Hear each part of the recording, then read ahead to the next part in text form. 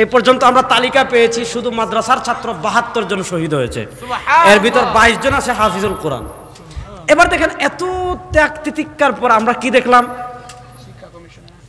সেটা বলতেছি।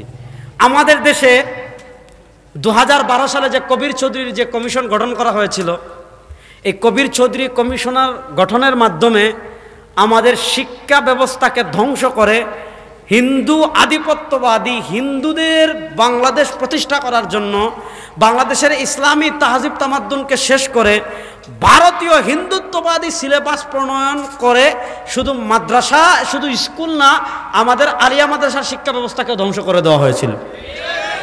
আমরা কিন্তু শিক্ষামন্ত্রীর সাথে দেখা করেছি, বৈঠক করেছি লম্বা সময় নিয়ে।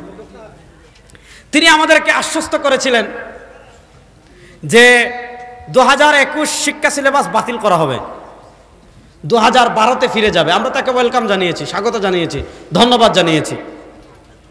এখন প্রশ্ন হলো যে সংস্কার যে হবে শিক্ষা পাঠ্যক্রম, আমার কথাটা বুঝেন, শিক্ষা পাঠ্যক্রম যে সংস্কার হবে এটার কমিটি গঠন করা হয়েছে মোট ১০ জন নিয়ে।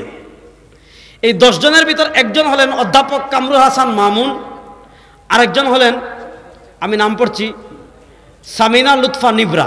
এই দুজন, এরা কে জানেন? এই যে অধ্যাপক কামরুল হাসান মামুন, তার প্রোফাইল আমি ঘাটলাম, আমরা কয়েকজন মিলে ঘাটছি। আমরা কোরবানির পশু জবাই করি না, এটা নিয়ে সে তার কষ্ট প্রকাশ করেছে, নারীকে নিয়ে কটাক্ষ করেছে, হিজাবকে নিয়ে কটাক্ষ করেছে, তাবলিগকে নিয়ে কটাক্ষ করেছে, ইসলামের বিভিন্ন বিধান নিয়ে কটাক্ষ করেছে।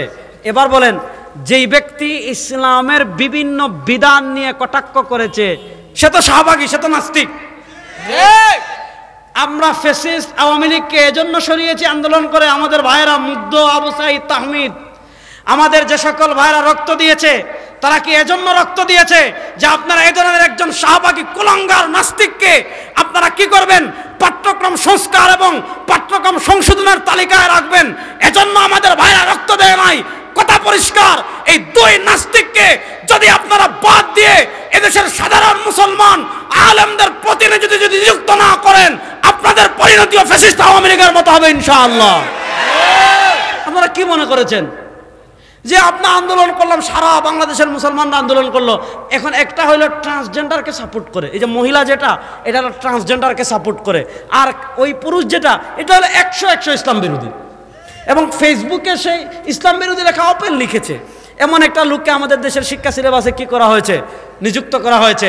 আমরা দাবি জানিয়েছি, আমরা মাঠে নামতে চাচ্ছি না, আন্দোলন করতে চাচ্ছি না, আমরা শান্তভাবে দাবি জানাচ্ছি এবং উচ্চ পর্যায়ে যোগাযোগ এবং দাবি জানানো অব্যাহত আছে যে এই দুইজন লোককে একদম এই কমিটি থেকে বাদ দিতে হবে এবং এদেশের সংখ্যাগরিষ্ঠ মুসলমানের প্রতিনিধিত্ব করে এমন শিক্ষক বলেন বা শিক্ষাবিদ বলেন এবং সাথে একজন আলেমকে রেখে শিক্ষা কমিশন, পাঠ্য কমিশন গঠন করতে হবে। এই দাবির সাথে আপনারা একমত আছেন তো ইনশাআল্লাহ? আপনি চিন্তা করেন, আপনি কি বলবো বলেন, আমি কি বলবো বলেন, এটা কোন তামাশা শুরু হয়েছে? আল্লাহ আমাদেরকে সব ধরনের তামাশা থেকে বেঁচে থাকার তৌফিক দান করেন। আল্লাহ আমাদেরকে সব কথা শেষ করে এটা বলে শেষ করছি। তো আমি এক প্রকারের জাহিলিয়ত দেখালাম আজকে। আপনি অর্থনীতিতে, আইয়ামে জাহিলিয়তের মানুষের অর্থনীতির মূল ভিত্তি ছিল সুদের উপর। যে যত বড় জমিদার ছিল তার সুদের খাতা তত বড় ছিল। আজকে আমাদের দেশের ইকোনমিক্স, আমাদের দেশের অর্থনীতি সুদের উপর।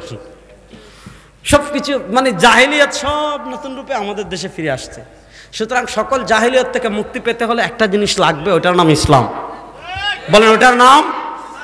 সুতরাং এখন সময় আসছে ইসলামকে প্রতিষ্ঠার। আল্লাহ আমাদের সবাইকে মেহনত করার তৌফিক দান করেন, আমিন। ইন আসাবতু ফামিনাল্লাহ ওয়া ইন আখতাতু ফামিন্নি ওয়া মিনাশ শাইতান।